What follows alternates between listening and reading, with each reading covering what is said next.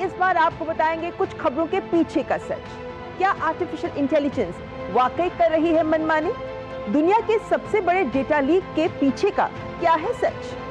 ये कोई single data breach नहीं, ये जो पुराने एग्जिस्टिंग डाटा बेसिस थे, अलग अलग डाटा ब्रीचेस के, उनको जोड़ के पूरा बड़ा पैकेज बना दिया गया है। अभी आर्टिफिशियल इंटेलिजेंस इतना इंटेलिजेंट नहीं हुआ, उसको मनमानी कर, हम जैसा डेटा देंगे वो वैसा बोलेगा। देखिएगा साइबर अलर्ट इस शनिवार रात 10 बजे सिर्फ डीडी न्यूज पर। कश्मीर से कन्याकुमारी तक, कच्छ से कामाख्या तक, राज्यों की राजधानियों से प्रदेशों के कोने कोने तक,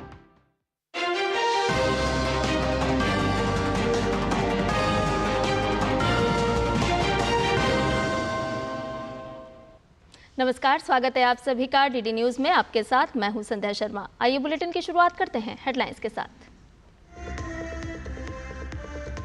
एक देश एक चुनाव से जुड़े विधेयक पर कानूनी विशेषज्ञों के साथ जेपीसी की बैठक।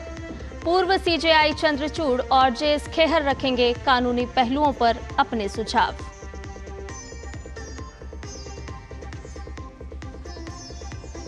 सीबीआई को बड़ी सफलता, यूएई से भारत लाया गया नारकोटिक्स मामले का आरोपी कुब्बा वाला मुस्तफा।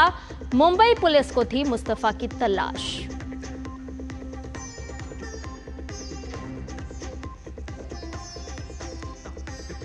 सावन के पहले दिन शिवालयों में बम भोले की गूंज। गंगा जल लेकर देश भर से निकले कांवड़िए। यूपी, उत्तराखंड और दिल्ली समेत तमाम राज्यों में व्यापक इंतजाम।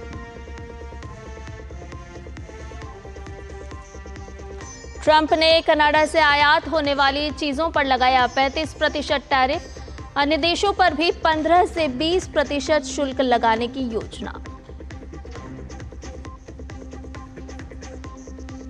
और अंतरिक्ष से शुभांशु शुक्ला की 14 जुलाई को वापसी संभव।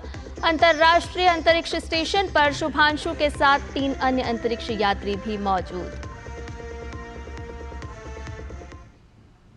आइए सभी खबरों को जान लेते हैं विस्तार से। एक देश एक चुनाव कराने की योजना पर विचार करने के लिए गठित संसद की संयुक्त समिति की आज अहम बैठक हो रही है। समिति के अध्यक्ष पीपी चौधरी हैं। सुप्रीम कोर्ट के 2 पूर्व मुख्य न्यायाधीश न्यायमूर्ति डीवाई चंद्रचूड़ और न्यायमूर्ति जेएस खेहर के साथ समिति के सदस्यों द्वारा विचार विमर्श किया जाएगा। पिछले साल सरकार की ओर से संसद में एक देश एक चुनाव से जुड़े 2 महत्वपूर्ण और बहुचर्चित 129वां संविधान संशोधन विधेयक और केंद्र शासित प्रदेश कानून संशोधन विधेयक पेश किया गया था। आज से सावन का महीना शुरू हो गया है। अब 9 अगस्त यानी 1 महीने तक हर शिवालय में हर हर महादेव की गूंज कुछ और भी तेज सुनाई देगी। ये महीना भगवान शिव को बहुत प्रिय होता है। कहा गया है कि इस दौरान भोलेनाथ की पूजा अर्चना करने से विशेष लाभ मिलता है। सावन में रुद्राभिषेक का भी विशेष महत्व है। इस पवित्र महीने में हर सोमवार को रुद्राभिषेक करने से महादेव प्रसन्न होते हैं। शिवलिंग पर दूध, जल, बिल्वपत्र, धतूरा, भांग, पुष्प आदि अर्पित कर भक्तगण भगवान भोलेनाथ की आराधना कर रहे हैं। जलाभिषेक और रुद्राभिषेक के साथ शिव भक्तों की ओर से महामृत्युंजय पाठ किया जा रहा है। उज्जैन, दिल्ली, हरिद्वार, अयोध्या, वाराणसी, प्रयागराज समेत हर शिवालय में शिव भक्त शिव की आराधना में लीन है। और सावन की शुरुआत हो और काशी का जिक्र ना हो, ऐसा नहीं हो सकता।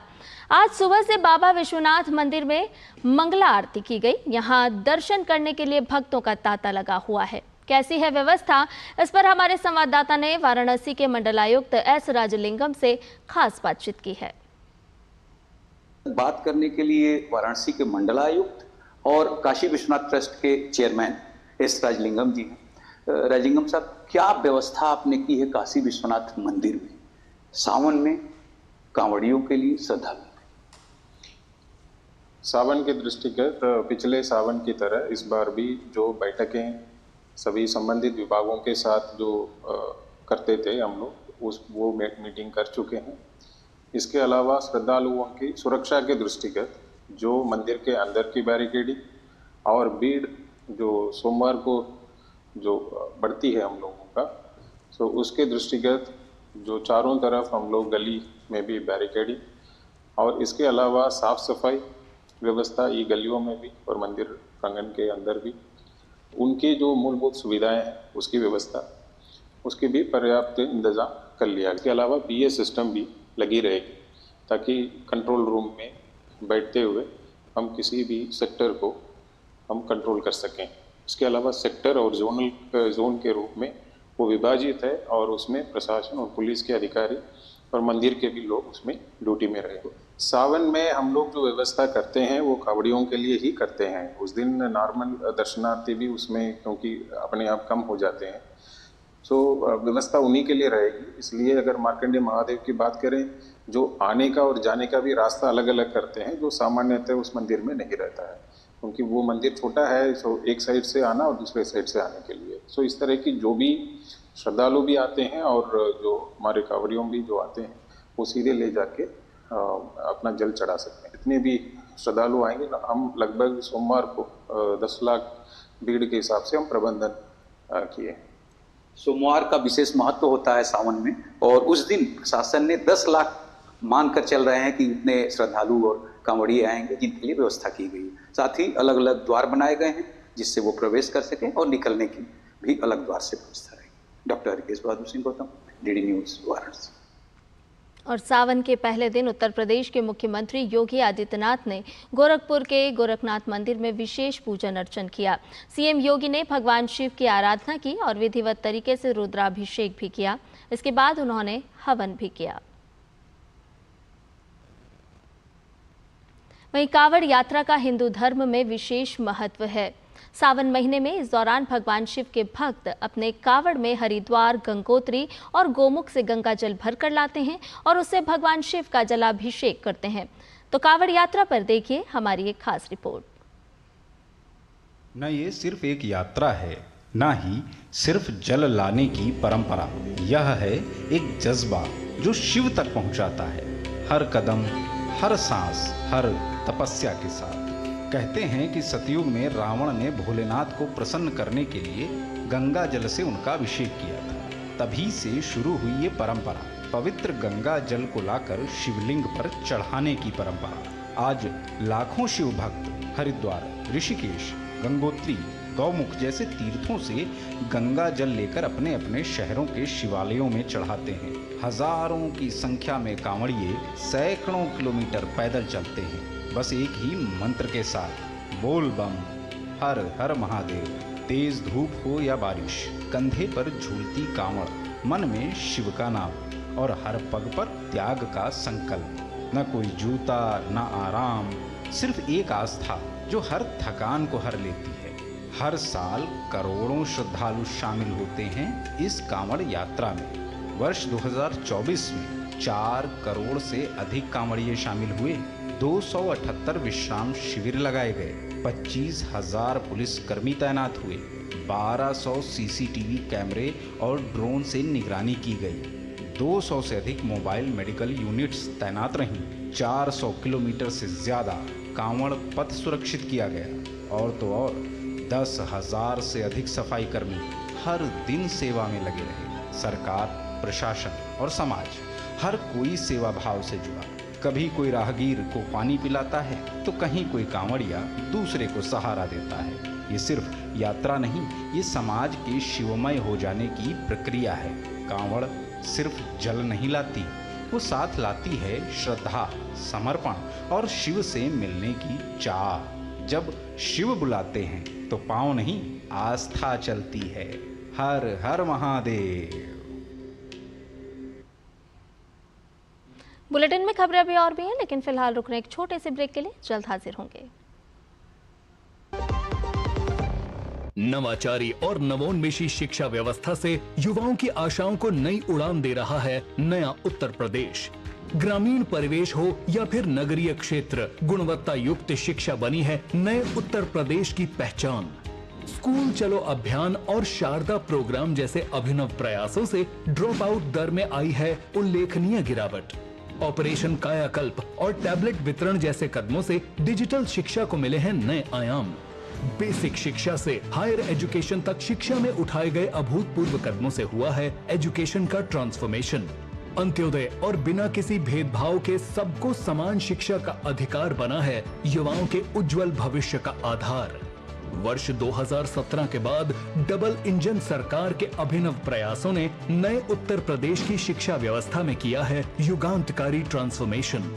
समान शिक्षा का अधिकार, डबल इंजन सरकार। वाह यार, क्या सही हुआ। मेरा भी मन करता है कुछ करने का। मन करता है तो करो। घर की चीजों से टाइम ही नहीं मिलता और हूँ सिर्फ 10वीं पास। आप LIC की बीमा सखी योजना के साथ जुड़ सकती हो। मैं LIC एजेंट बन सकती हूँ? पूरी ट्रेनिंग भी मिलेगी, मंथली स्टाइपेंड भी मिलेगा। स्टाइपेंड भी?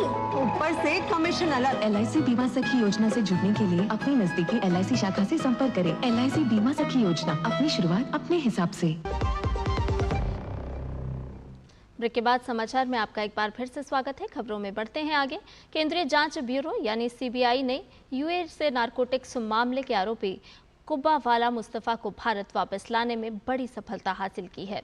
CBI की ओर से जारी प्रेस विज्ञप्ति के मुताबिक अबू धाबी की इंटरपोल टीम के साथ मिलकर आरोपी कुब्बावाला मुस्तफ़ा को भारत वापस लाया गया। कुब्बावाला मुस्तफ़ा मुंबई पुलिस का वांछित आरोपी है। मुंबई पुलिस की 4 सदस्यीय टीम 7 जुलाई को UAE गई थी, जो आज कुब्बावाला मुस्तफ़ा को लेकर मुंबई पहुंची। कुब्बावाला पर विदेश में रहते हुए सांगली में सिंथेटिक ड्रग्स बनाने की फैक्ट्री चलाने का आरोप है। इस फैक्ट्री से कुल 126.141 किलोग्राम मैफेड्रोन ड्रग्स बरामद किए गए, जिनकी अनुमानित कीमत 2.522 करोड़ रुपए है। कुब्बावाला मुस्तफ़ा के खिलाफ चार्जशीट दाखिल की जा चुकी है और न्यायालय ने उसके खिलाफ गिरफ्तारी वारंट जारी किया था। CBI ने मुंबई पुलिस के अनुरोध पर 25 नवंबर 2024 को इस मामले में इंटरपोल के माध्यम से रेड नोटिस जारी करवाया था।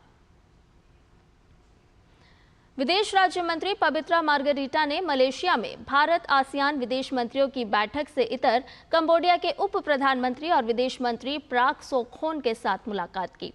उन्होंने X पर पोस्ट कर बताया कि मुलाकात में विरासत संरक्षण से लेकर विकास साझेदारी तक बहुआयामी द्विपक्षीय संबंधों पर चर्चा हुई। उन्होंने मुलाकात में कंबोडिया को आतंकवाद के खिलाफ भारत को समर्थन देने के लिए धन्यवाद दिया। और भारत के शुभांशु शुक्ला और अन्य 3 अंतरिक्ष यात्रियों के 14 जुलाई को अंतर्राष्ट्रीय अंतरिक्ष स्टेशन से पृथ्वी पर लौटने की संभावना है। ये जानकारी नासा और एक्सियोम स्पेस की ओर से दी गई है। नासा की ओर से एक्सियोम पर बारीकी से नजर रखी जा रही है और कहा गया है कि उस मिशन को अनडॉक यानी अलग करना होगा और इसका मौजूदा लक्ष्य 14 जुलाई है। एक्सियोम 4 मिशन के तहत 25 जून को भारत के शुभांशु शुक्ला और 3 अन्य अंतरिक्ष यात्री इंटरनेशनल स्पेस स्टेशन के लिए रवाना हुए थे। इंटरनेशनल स्पेस स्टेशन में ग्रुप कैप्टन शुक्ला के साथ पोलैंड के स्लावोस अजनास्की, विज़निएव्स्की हंगरी और टिबोर कापू और अमेरिका की पैगी व्हिटसन मौजूद हैं।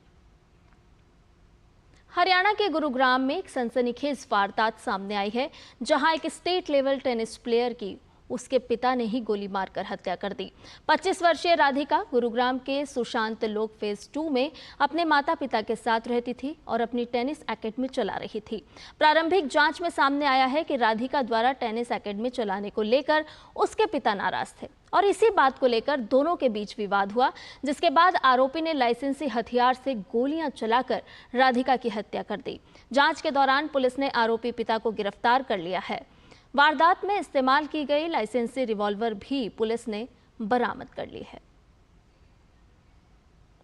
सेक्टर 56 पुलिस स्टेशन गुरुग्राम में इन्फॉर्मेशन मिली थी एक निजी हॉस्पिटल से कि एक लड़की है जिसको कुछ गोलियां लगी हैं, जो मृत अवस्था में हॉस्पिटल में है।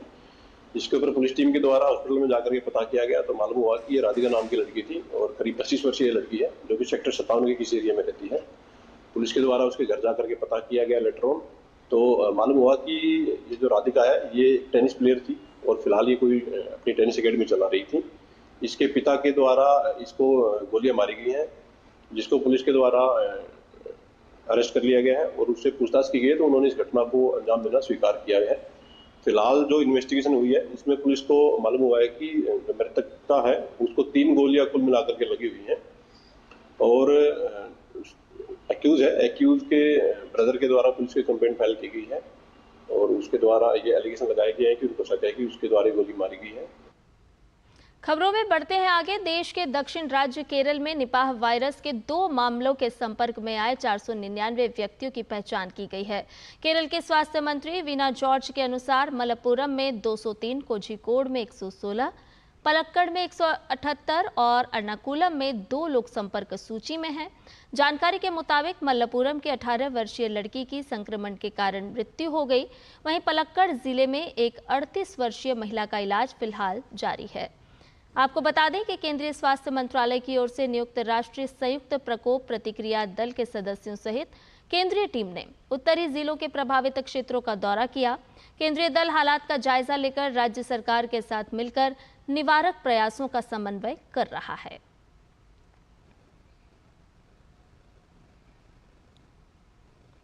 और भारत में एआई इनोवेशन को बढ़ावा देने की दिशा में बड़ा कदम उठाया गया है। सूचना एवं प्रसारण मंत्रालय के स्टार्टअप प्लेटफॉर्म विवएक्स ने कला सेतु नामक नई राष्ट्रव्यापी चैलेंज शुरू किया है। कला सेतु का उद्देश्य एआई के जरिए भारतीय भाषाओं में टेक्स्ट से वीडियो, ऑडियो और ग्राफिक कंटेंट तैयार करने वाले स्टार्टअप्स को मंच देना है। स्टार्टअप्स को 30 जुलाई तक अपना डेमो वीडियो जमा कराना होगा। इसके अलावा भाषा सेतु चैलेंज के तहत 22 जुलाई तक आवेदन खुले हैं। इसमें रियल टाइम ट्रांसलेशन और वॉइस टेक इनोवेशन को प्राथमिकता दी जाएगी। जीतने वाले स्टार्टअप्स को इंक्यूबेशन, पायलट सपोर्ट और गवर्नमेंट प्रोजेक्ट्स में भागीदारी का मौका मिलेगा। बात करते हैं मौसम की, क्योंकि देश के कई राज्यों में बारिश का कहर लगातार जारी है। मौसम विभाग ने उत्तर पश्चिमी हिस्से में अगले 2 से 3 दिनों के दौरान बहुत भारी बारिश का अलर्ट जारी किया है। वहीं मध्य भारत में अगले 4 से 5 दिनों के दौरान बहुत तेज बारिश जारी रहने की संभावना जताई गई है। पूर्वोत्तर भारत में भी अगले 7 दिनों के दौरान गरज के साथ बारिश जारी रहने की संभावना है। इसके अलावा हिमाचल प्रदेश, उत्तर प्रदेश, पंजाब, हरियाणा, चंडीगढ़, मध्य प्रदेश, विदर्भ, छत्तीसगढ़ और झारखंड में भी मूसलाधार बारिश का अलर्ट है। वहीं दूसरी ओर उत्तराखंड में कई नदियां उफान पर हैं और भूस्खलन के चलते सैकड़ों सड़कें बंद हो गई हैं। मौसम विभाग ने अगले 5 दिनों तक भारी बारिश का अलर्ट जारी किया है। खासकर बागेश्वर, नैनीताल और पिथौरागढ़ जैसे जिलों में हालात गंभीर बने रहने की आशंका है। राज्य सरकार ने राहत और बचाव कार्य के लिए 650 से ज्यादा जेसीबी मशीनें तैनात कर दी हैं, जबकि केंद्र सरकार ने एसडीआरएफ के तहत राज्य को 455 करोड़ रुपए की मदद दी है। और दुनिया में भारत के यूपीआई पेमेंट सर्विस का डंका बज रहा है।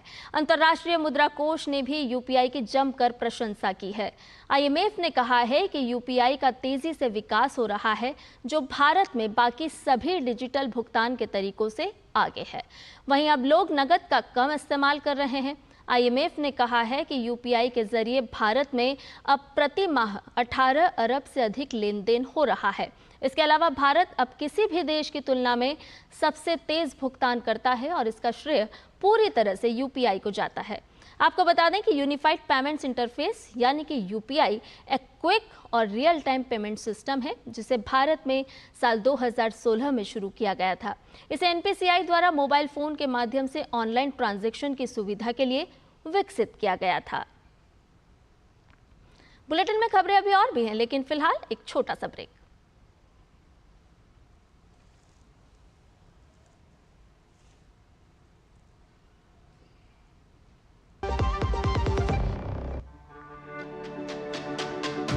मेरी पसंद, मेरी पसंद, मेरी पसंद, मेरी पसंद, हमारी पसंद, हम सबकी पसंद। मजबूत देश का मजबूत सरिया हो गया स्टील। पता है, I was a bright student. कुछ करना चाहती थी, कुछ बनना चाहती थी। आप अपना खुद का स्टार्ट कीजिए ना। खुद का बिजनेस, पर उसमें पैसे तो बहुत लगेंगे ना। Zero investment. Zero investment? हाँ, आई एम डूइंग इट। मैं एक principal madam, she is my client. मैं LIC एजेंट हूँ। LIC एजेंट बनो, अब बड़ा सोचो। हमारी वेबसाइट पर जाएं या अपनी नजदीकी LIC शाखा से संपर्क करें। ब्रेक के बाद समाचार में आपका एक बार फिर से स्वागत है और एक और महत्वपूर्ण खबर से आपको रूबरू करा देते हैं। प्रधानमंत्री राष्ट्रीय बाल पुरस्कार के लिए नामांकन प्रक्रिया शुरू हो गई है, जिसकी अंतिम तिथि 31 जुलाई तक है।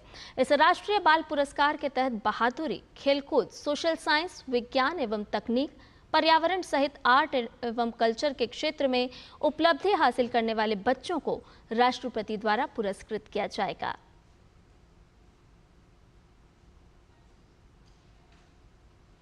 प्रधानमंत्री सूक्ष्म खाद्य उद्योग उन्नयन योजना यानी PMFME उत्तर प्रदेश के लोगों को खाद्य प्रसंस्करण के क्षेत्र में लाभ पहुंचाने में उल्लेखनीय भूमिका निभा रहा है।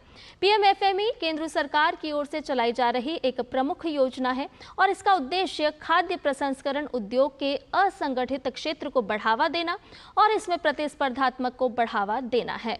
तो देखिए यूपी के फतेहपुर से हमारी ये रिपोर्ट।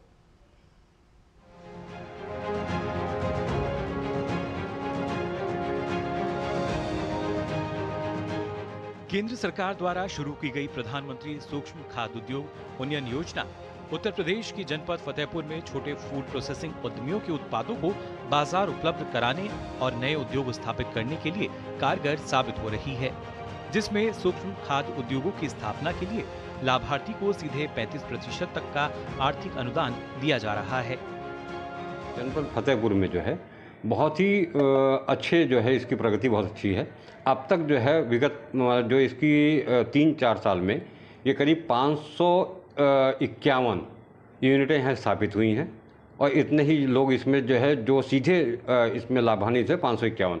और अगर आप प्रत्यक्ष रूप में देखें तो करीब करीब पर यूनिट में 10 से 15 सहयोगात्मक रूप में जो कर्मचारी होते हैं वो लाभ जो है प्राप्त किए हैं।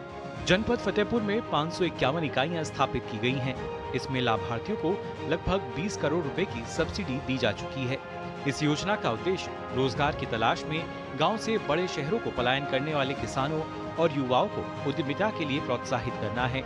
इस योजना के जरिए फतेहपुर जिले में हजारों बेरोजगारों को प्रत्यक्ष और अप्रत्यक्ष रूप से रोजगार मिल रहा है। हमको यहाँ कुछ लोगों से पता चला कि यहाँ ये मसाला फैक्ट्री खुल गई है, इसके जरिए से हमको घर चलाने में मतलब बहुत मदद मिलती है। इससे हमारा काफ़ी हेल्प होती है और यहाँ पर हर प्रकार का मसाला बनता है, अपने परिवार चलाने में मदद मिलती है।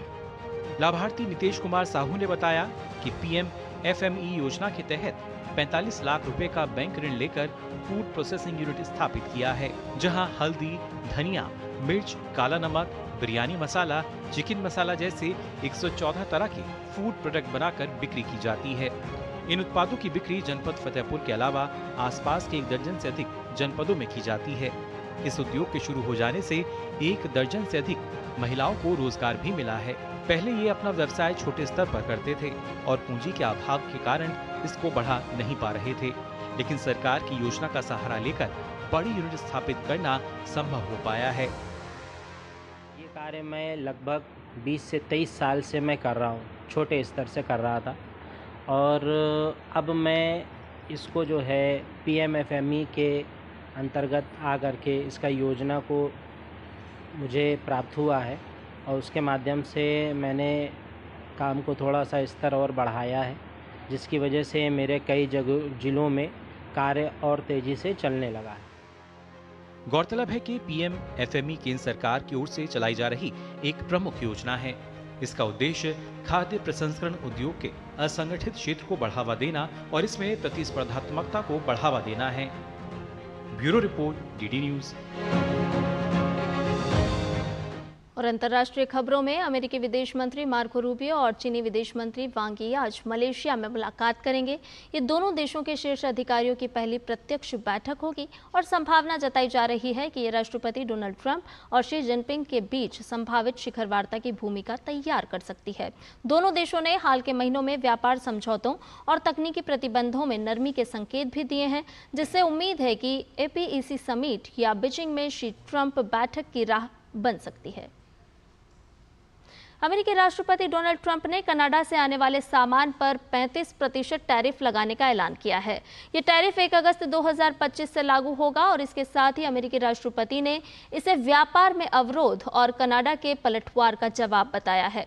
अमेरिकी राष्ट्रपति ने कहा कि अगर कनाडा ने अमेरिकी आयात पर कोई जवाबी टैरिफ लगाया तो अमेरिका उस वृद्धि को भी 35% के ऊपर जोड़कर वसूल करेगा। ट्रंप ने अपने आधिकारिक पत्र में साफ कहा है कि कनाडा अमेरिका में फैंटानिल जैसे खतरनाक ड्रग्स की सप्लाई रोकने में नाकाम रहा है। उन्होंने इसे अमेरिका के लिए गंभीर खतरा भी बताया है। डोनाल्ड ट्रंप ने कहा कि अब समय आ गया है जब अमेरिका को अपनी सुरक्षा और अर्थव्यवस्था को प्राथमिकता देनी चाहिए। खेल की खबरों में भारत और इंग्लैंड के बीच लॉर्ड्स में खेले जा रहे सीरीज के तीसरे टेस्ट के पहले दिन का खेल समाप्त होने तक इंग्लैंड ने 4 विकेट गंवाकर 251 रन बना लिए हैं। टॉस जीतकर बल्लेबाजी करने उतरी इंग्लैंड की शुरुआत खराब रही। नीतीश रेड्डी ने 13वें ओवर में इंग्लैंड को दोहरा झटका दिया। बेन डकेट 23 रन बनाकर नीतीश का शिकार बने और इसके बाद नीतीश रेड्डी ने जैक क्राउली को भी चलता कर दिया। टीम इंडिया को तीसरे विकेट के लिए लंबा इंतजार करना पड़ा। रविंद्र जडेजा ने 49वें ओवर में ओली पोप को 44 के स्कोर पर आउट किया। हैरी ब्रूक जसप्रीत बुमराह का शिकार हुए। और समाचार में फिलहाल इतना ही। मुझे दीजिए इजाजत। नमस्कार।